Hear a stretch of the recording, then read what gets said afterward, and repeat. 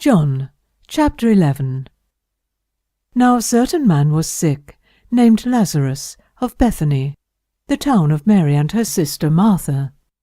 It was that Mary which anointed the Lord with ointment, and wiped his feet with her hair, whose brother Lazarus was sick. Therefore his sister sent unto him, saying, Lord, behold, he whom thou lovest is sick. When Jesus heard that, he said, This sickness is not unto death, but for the glory of God, that the Son of God might be glorified thereby. Now Jesus loved Martha, and her sister, and Lazarus. When he had heard therefore that he was sick, he abode 2 days still in the same place where he was. Then after that saith he to his disciples, Let us go into Judaea again. His disciples say unto him, Master, the Jews of late sought to stone thee, and goest thou thither again? Jesus answered, Are there not 12 hours in the day? If any man walk in the day, he stumbleth not, because he seeth the light of this world. But if a man walk in the night, he stumbleth, because there is no light in him. These things said he, and after that he saith unto them, Our friend Lazarus sleepeth, but I go, that I may awake him out of sleep.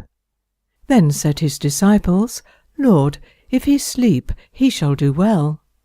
Howbeit Jesus spake of his death, but they thought that he had spoken of taking of rest in sleep. Then said Jesus unto them plainly, Lazarus is dead. And I am glad for your sakes that I was not there, to the intent ye may believe. Nevertheless let us go unto him. Then said Thomas, which is called Didymus, unto his fellow disciples, Let us also go, that we may die with him. Then when Jesus came, he found that he had lain in the grave 4 days already. Now Bethany was nigh unto Jerusalem, about 15 furlongs off. And many of the Jews came to Martha and Mary, to comfort them concerning their brother. Then Martha, as soon as she heard that Jesus was coming, went and met him, but Mary sat still in the house. Then said Martha unto Jesus, Lord, if thou hadst been here, my brother had not died. But I know that even now whatsoever thou wilt ask of God, God will give it thee. Jesus saith unto her, Thy brother shall rise again. Martha saith unto him, I know that he shall rise again in the resurrection at the last day. Jesus said unto her, I am the resurrection and the life. He that believeth in me, though he were dead, yet shall he live. And whosoever liveth and believeth in me shall never die. Believest thou this?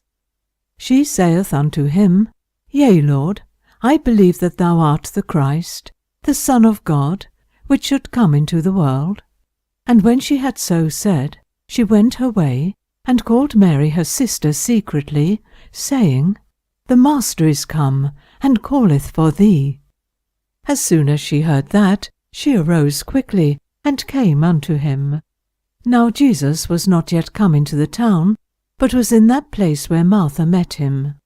The Jews then which were with her in the house, and comforted her, when they saw Mary, that she rose up hastily and went out, followed her, saying, She goeth unto the grave to weep there. Then when Mary was come where Jesus was, and saw him, she fell down at his feet, saying unto him, Lord, if thou hadst been here, my brother had not died. When Jesus therefore saw her weeping, and the Jews also weeping which came with her, he groaned in the spirit, and was troubled, and said, Where have ye laid him? They said unto him, Lord, come and see. Jesus wept. Then said the Jews, Behold how he loved him. And some of them said, Could not this man, which opened the eyes of the blind, have caused that even this man should not have died? Jesus therefore again groaning in himself cometh to the grave. It was a cave, and a stone lay upon it. Jesus said, Take ye away the stone. Martha, the sister of him that was dead, saith unto him, Lord, by this time he stinketh, for he hath been dead 4 days. Jesus saith unto her, Said I not unto thee, that if thou wouldest believe, thou shouldest see the glory of God? Then they took away the stone from the place where the dead was laid. And Jesus lifted up his eyes, and said, Father, I thank thee that thou hast heard me, and I knew that thou hearest me always, but because of the people which stand by I said it, that they may believe that thou hast sent me. And when he thus had spoken, he cried with a loud voice, Lazarus, come forth. And he that was dead came forth, bound hand and foot with grave clothes, and his face was bound about with a napkin. Jesus saith unto them, Loose him, and let him go. Then many of the Jews which came to Mary, and had seen the things which Jesus did, believed on him. But some of them went their ways to the Pharisees, and told them what things Jesus had done. Then gathered the chief priests and the Pharisees a council, and said, What do we? For this man doeth many miracles. If we let him thus alone, all men will believe on him, and the Romans shall come and take away both our place and nation.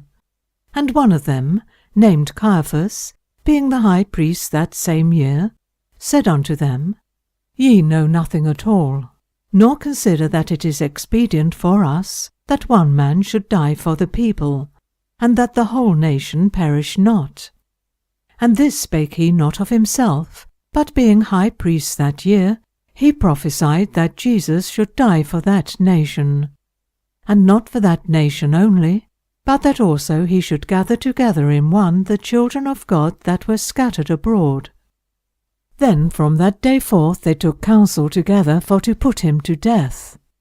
Jesus therefore walked no more openly among the Jews, but went thence unto a country near to the wilderness, into a city called Ephraim, and there continued with his disciples.